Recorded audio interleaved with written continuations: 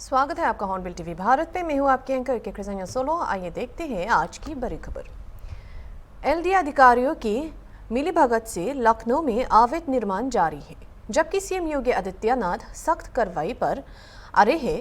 लालबाग में हाल ही में एक मामला नोवेल्टी सिनेमा के मालिक से जुड़ा, जिसके अधिकृत निर्माण से इमारत में दरारें आ गई हैं। मालिक ने प्रभाव के कारण एलडीए के अधिकारी कार्रवाई करने में विफल रहे। पीड़ित अजय चतुर्वेदी ने सीएम से न्याय की गुहार लगाई है। मैं पिछले 30 सालों से इस नोवेल्टी सिनेमा बिल्डिंग में मेरी दुकान है। मेरी 2 दुकानें हैं यहाँ पर। और यहाँ पर पिछले 2-3 वर्षों से क्या है कि यहाँ पर यहाँ के जो मालिक हैं दिवस गुप्ता जी, ये यहाँ पर काफ़ी रिनोवेशन और तोड़फोड़ का कार्य कर रहे हैं। तो तोड़फोड़ के कार्यों में इन्होंने अब जो नया जो कार्य किया है, इन्होंने कहा है कि ये बगल में जो हमारे बगल की जो बिल्डिंग है, इसमें क्या करा है, सारी दीवारें को तोड़ दिया है इन्होंने बीच से। तो दीवारें हटने से जाहिर सी बात है कि बिल्डिंग जो है बहुत कमज़ोर हो गई है। और बिल्डिंग कमज़ोर होने के बाद में ये बिल्डिंग में कभी भी कोई भी हादसा हो सकता है। पूरी बिल्डिंग में क्रैक्स आ रहे हैं और इसके लिए मैंने कई बार कंप्लेन करी, एलडीए में भी कंप्लेन करी। एलडीए में वालों ने नोटिस भी दिया इनको, आगे काम रोकने की कार्रवाई भी। एलडीए की टीम आई थी, एलडीए की टीम जब आई थी तो उन्होंने काम रोक दिया था, लेकिन अब अंदर ही अंदर ये लोग काम करवा रहे हैं। और एलडीए वालों ने यहाँ पर पहले सीलिंग के लिए जो है लिखा भी था, उसके बाद लेकिन बिल्डिंग को सील करने के लिए नहीं करा इन्होंने यहाँ पर। देखिए, मेरी तो माननीय योगी जी से एक वो है, क्या नाम है, कि जो है इस मामले में सख्त से सख्त कार्रवाई की जाए। और जो ये बिल्डिंग है, इसमें कभी भी कोई भी हादसा हो सकता है। पूरी बिल्डिंग में क्रैक्स आ रहे हैं और किसी भी टाइम कोई भी दुर्घटना हो सकती है, और इसका पूरा संज्ञान लिया जाए और सख्त से सख्त कार्रवाई की जाए। मध्य प्रदेश कर्मचारी मंच ने सीधी और आउटसोर्सिंग भर्तियां करने के सरकार के फैसले का विरोध करते हुए भारतीय आदेश की प्रतियां जलाई। अशोक पांडे ने नेतृत्व में उन्होंने इस कदम को स्थायी और दैनिक वेतन भोगी कर्मचारियों को पहले नियमित करने के सुप्रीम कोर्ट के निर्देश का उल्लंघन बताया। फोरम ने चेतावनी दी कि अगर सरकार ने अपना फैसला नहीं बदला तो अनिश्चितकाली हड़ताल की जाएगी और कानूनी कार्रवाई की जाएगी। राज्य सरकार ने कल आदेश जारी करा है कि हम 5 साल में 3 लाख भर्तियां करेंगे, सीधी भर्ती करेंगे, आउटसोर्स की भर्ती करेंगे। लेकिन राज्य सरकार कहीं पर भी स्थायी कर्मी और दैनिक वेतन भोगियों को नियमित करने की बात नहीं कर रही है, जबकि सर्वोच्च न्यायालय के आदेश हैं कि रिक्त पदों पर पहले दैनिक वेतन भोगी स्थायी कर्मी को नियमित किया जाए, उसके बाद सीधी भर्ती की जाए। लेकिन नौकरशाही गलत नीतियां बना रही है, गलत आदेश जारी कर रही है, जिससे 42,000 स्थायी कर्मी और 32,000 दैनिक वेतन भोगी कर्मचारियों के अधिकारों का हनन हो रहा है। यदि सीधी भर्ती हो जाएगी, आउटसोर्स से भर्ती हो जाएगी, तो दैनिक वेतन भोगी स्थायी कर्मी का भविष्य अंधकार में चला जाएगा। सरकार कोर्ट के आदेश को भी नहीं मान रही, इसलिए हम ये विरोध प्रदर्शन कर रहे हैं। सरकार के आदेश की प्रतियां जलाई है, और यदि सरकार अब भी नहीं चाहती तो सरकार का विरोध में आंदोलन करेंगे, सत्याग्रह करेंगे, भूख हड़ताल करेंगे, लेकिन सीधी भर्ती पे रोक लगवाएंगे। जरूरत पड़ी तो न्यायालय भी जाएंगे। सरकार से हम रोड पे भी लड़ेंगे, रोड पे भी लड़ेंगे, लेकिन दैनिक वेतन भोगी स्थायी कर्मियों को न्याय दिला के रहेंगे। पहले सरकार उनको नियमित करे, उसके बाद आउटसोर्स भर्ती करे, चाहे कोई भर्ती करे, हमें कोई दिक्कत नहीं है। लेकिन पहले जो 20-20 साल से नौकरी कर रहे हैं, 10-10 साल से नौकरी कर रहे हैं, उनको नियमित करे और कोर्ट के आदेश का सरकार पालन करे। ट्रैक्टर रैली के बाद कांग्रेस मंडियों का घेराव कर विरोध प्रदर्शन करने की योजना बना रही है। पीसीसी प्रमुख जीतू पटवारी ने किसानों के अधिकारों के लिए जारी समर्थन पर जोर दिया। आत्महत्या, उर्वरक की कमी, एमएसपी और फसल की कीमतों जैसे मुद्दों को संबोधित किया। उन्होंने किसानों की समस्याओं पर ध्यान केंद्रित करने के वजह फिल्म में भाग लेने के लिए सीएम की आलोचना की। कांग्रेस किसानों के मुद्दों पर और उनके मुद्दों और राजनीतिक रणनीति पर चर्चा के लिए 2 दिवसीय बैठकें करेगी।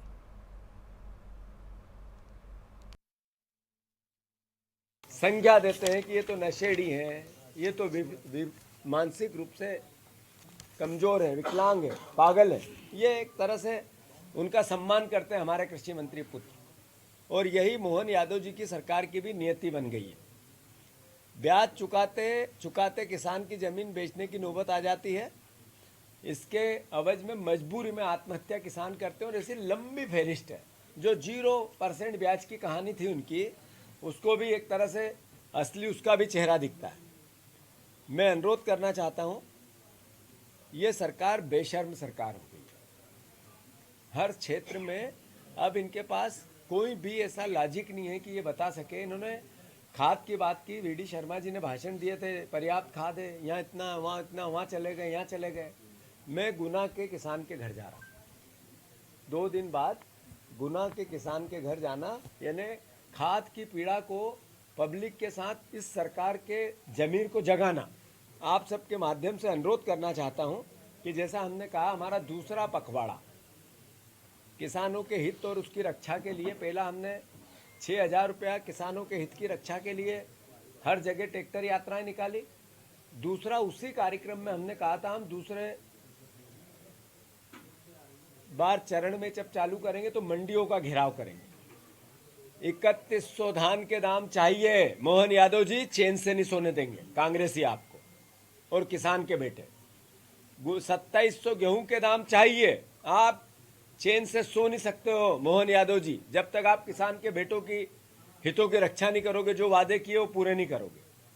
आपको 6,000 रुपया कुंटल, 7,000 जब नरेंद्र मोदी ने बोला कि भाषण में, देश के प्रधानमंत्री ने बोला महाराष्ट्र में वोट लेने थे, तो आप 6,000 क्यों नहीं दे सकते हो मध्य प्रदेश में? ये दोगलापन क्यों? ये दो मुहापन क्यों? ये दो तरह की बातें क्यों? एक मुख्यमंत्री, एक देश का कृषि मंत्री और देश का प्रधानमंत्री महाराष्ट्र में अलग बोलता है और प्रदेश में अलग बोलता है।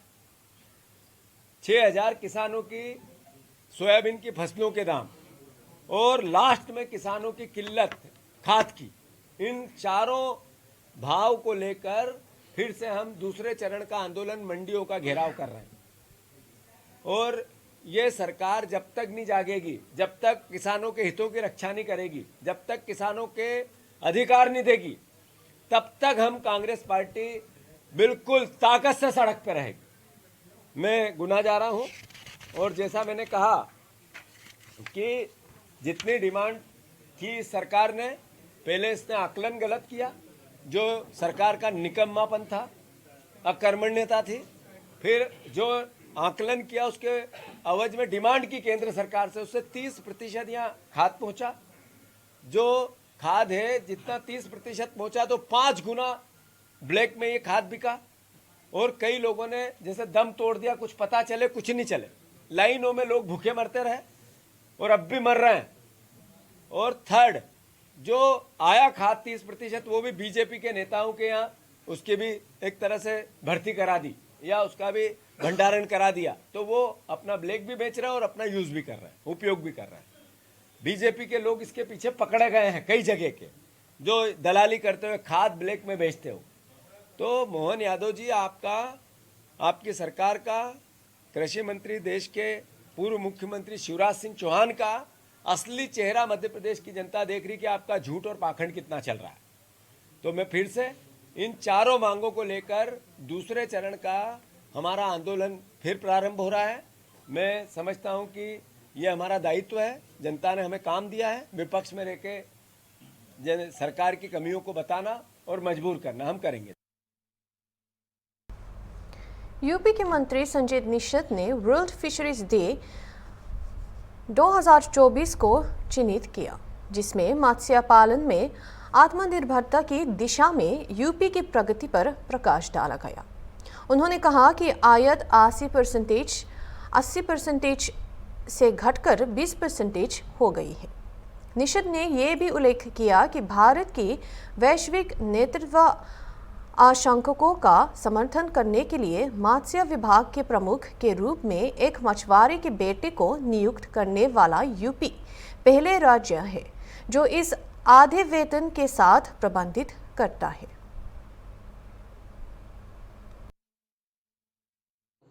आपको दौड़ने में बड़े आसानी से हो, तो प्रधानमंत्री ने भी कहा है कि हम भ्रष्टाचार को टेक्नोलॉजी से पूछा। जब प्रधानमंत्री बने तो लोगों ने पूछा कि आप भ्रष्टाचार कैसे दूर कर सकते हैं, इतना लिप्त है, इतना अर्थव्यवस्था चौपट है।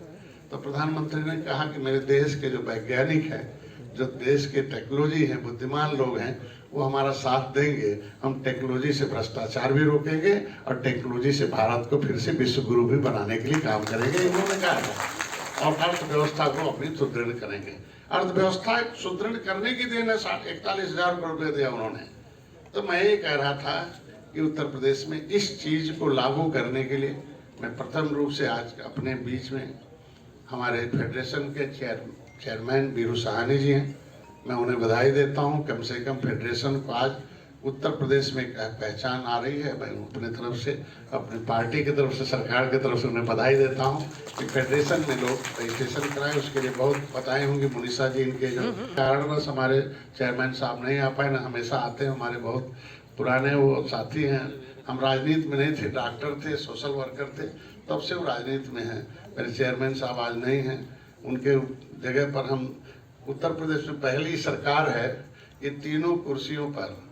मछुआरा दिवस पर अपनी सरकार के तरफ से, माननीय मुख्यमंत्री की तरफ, प्रधानमंत्री की तरफ से पूरे देश में जितने भी मछुआरा समुदाय के लोग हैं, मत्स्य पालन के क्षेत्र में जुड़े हुए सभी समुदाय के लोगों को, हमारे चाहे उद्यमी हो, चाहे फर्म हो, चाहे हमारे साइंटिस्ट हो, सबको मैं बधाई देता हूं।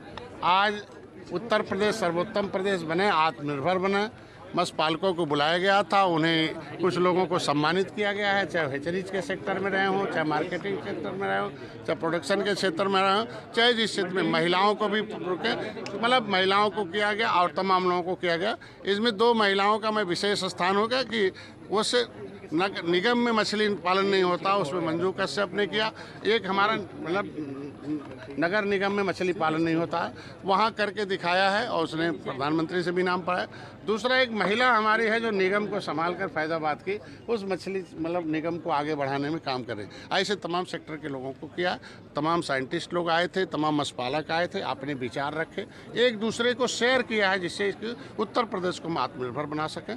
पहले हमारे यहाँ 80% मछली बाहर से आती थी, फिर 60%, लेकिन जब से हमारे अधिकारियों ने काम किया है अब वो सब रुक गया। केवल 20% बाहर से मछली आ रही है, 80% हम पैदा कर रहे हैं, बल्कि वो 20% हम पड़ोसी राज्यों को भी, हरियाणा, दिल्ली और पंजाब और जो है राजस्थान में हम देते हैं, मतलब बराबर हो चुके हैं। मैं चाहता हूँ उत्तर प्रदेश आत्मनिर्भर बने, दूसरे प्रदेशों को मछली भी दें, मछली के लिए बीज भी दें, मछली के लिए हम सीड भी दें, मछली भी हम दें, तैयार करें और इसमें हो। और हम लोग चाहते हैं कि उत्तर प्रदेश को सर्वोत्तम प्रदेश बने, इसमें हर सेक्टर में हम लोग काम करना चाहते हैं और आधे कर्मचारी के साथ हम पूरा काम कर रहे हैं। आधे कर्मचारी हमारे यहाँ थे और उससे लेकर हम उत्तर प्रदेश को खिताब पाए। तो अभी आज के मछुआरा दिवस पर आप सब लोगों को बधाई देता हूँ, धन्यवाद। मध्य प्रदेश के सीएम डॉक्टर मोहन यादव अपने मंत्रिमंडल और विधायकों के साथ 20 नवंबर को साबरमती रिपोर्ट की स्क्रीनिंग में शामिल हुए।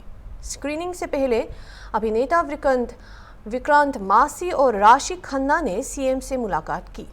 यादव ने फिल्म की ऐतिहासिक सार्थकता की प्रशंसा की और इससे मध्य प्रदेश में करमुक्त घोषित किया और सार्वजनिक देखने को प्रोत्साहित किया। फिल्म 2002 की गोधरा ट्रेन घटना की पड़ताल करती है, जिसमें इतिहास को निष्पक्ष रूप से समझने के महत्व पर जोर दिया गया है। बहुत सारे ऐसे प्रश्न बाकी हैं, लेकिन ये भी बताना चाहूँगा कि हमारी सरकार ने आने के बाद ऐसे कई सारे निर्णय लिए जिसमें फिल्म टूरिज्म को बढ़ावा देने की दृष्टि से भी सरकार ने काफ़ी उपयोगी, एक तरह से हमारे लिए मध्य प्रदेश में बहुत सारे, आप अभी बताएंगे, आपने खुद ने मेरे से कहा कि मैं यहाँ पहले भी आ चुका हूँ और मध्य प्रदेश सरकार के इन कई स्थानों के बारे में खुल कर के उन्होंने बात की है। तो मैं उम्मीद करता हूँ कि जिस प्रकार से ये वातावरण बना है और इस वातावरण का लाभ हम इस नाते से लेना चाहते हैं कि भविष्य में भी हमारी फिल्मी दुनिया के मित्रगण अपनी कला कौशल का प्रदर्शन करते हुए। मेरा, जैसे माननीय मुख्यमंत्री जी डॉक्टर मोहन यादव जी ने कहा कि ये एक बहुत ही महत्वपूर्ण फिल्म है। जब से हमने ये फिल्म बनाई है तब से हमें कई सवाल पूछे गए कि आपने ये फिल्म क्यों बनाई। कई कारण थे, पर एक सबसे महत्वपूर्ण कारण ये था कि ये 22 साल पहले बीती हुई ये जो दुर्घटना थी, उस विषय पे सिनेमा के माध्यम से किसी ने आज तक बात नहीं की थी। हमने बहुत सारी फिल्में देखी, बहुत सारी डॉक्यूमेंट्री देखी, लेकिन कभी हमने इस विषय पे कोई फिल्म नहीं देखी। उन 59 लोगों के साथ जो हुआ, उस विषय पे ये कहानी बताना बहुत ज़रूरी था। ख़ासतौर पे मीडिया का क्या रोल था, किस तरह से मिस इन्फॉर्मेशन फैलाई गई थी, सोशल मीडिया उस दौरान होता नहीं था। तो बहुत ज़रूरी था कि ये कहानी आए और जो 22 साल पहले ये बात बीती है वो एक जनरेशन जाने। मेरे खुद के घर में ऐसे बच्चे हैं 13-14 साल के जिनको इस विषय के बारे में कुछ नहीं पता। लखनऊ में असुरक्षित बदौलिया स्वास्थ्य केंद्र अपने दुर्गम स्थान और जनशन भावन के कारण जीवन को खतरे में डालता है। कथित तौर पर क्लर्क संजय मिश्रा सहित सीएमओ कार्यकाल के अधिकारियों की सहायता से अनियमितताएं बनी हुई है। असुरक्षित स्थितियां संभावित ट्रेजेडी की चिंताओं को बढ़ाती है।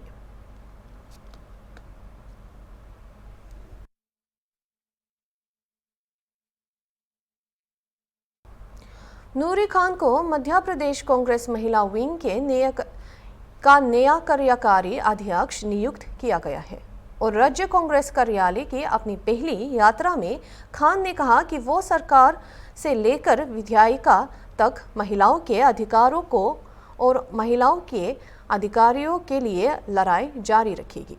उन्होंने महिलाओं के खिलाफ अपराधों की बढ़ती घटनाओं पर प्रकाश डाला, जिसमें उनके गृहनगर उज्जैन भी शामिल है, जिसके प्रतिनिधित्व मुख्यमंत्री डॉक्टर मोहन यादव करते हैं।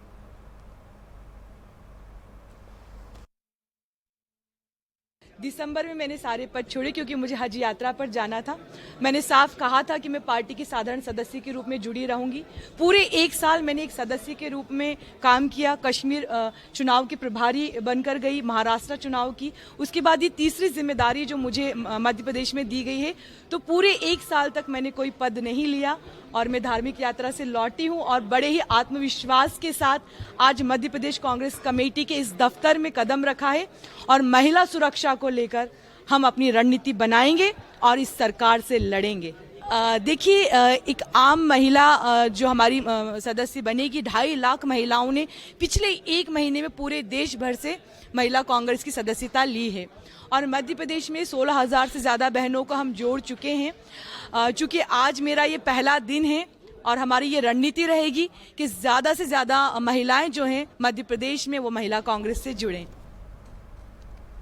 एआईएमआईएम ने उपचुनाव और मतगणना प्रक्रिया का बहिष्कार करने की घोषणा की है। एआईएमआईएम उम्मीदवार हाफिज वारिस समेत पार्टी के सदस्य अपने विरोध दर्ज कराने थाने पहुंचे और पार्टी ने कहा कि उसका कोई भी कार्यकर्ता मतगणना प्रक्रिया में भाग नहीं लेगा। प्रशासन और सरकार पर गंभीर आरोप लगाते हुए एआईएमआईएम कार्यकर्ताओं ने मतगणना केंद्रों पर जाने से भी इनकार कर दिया।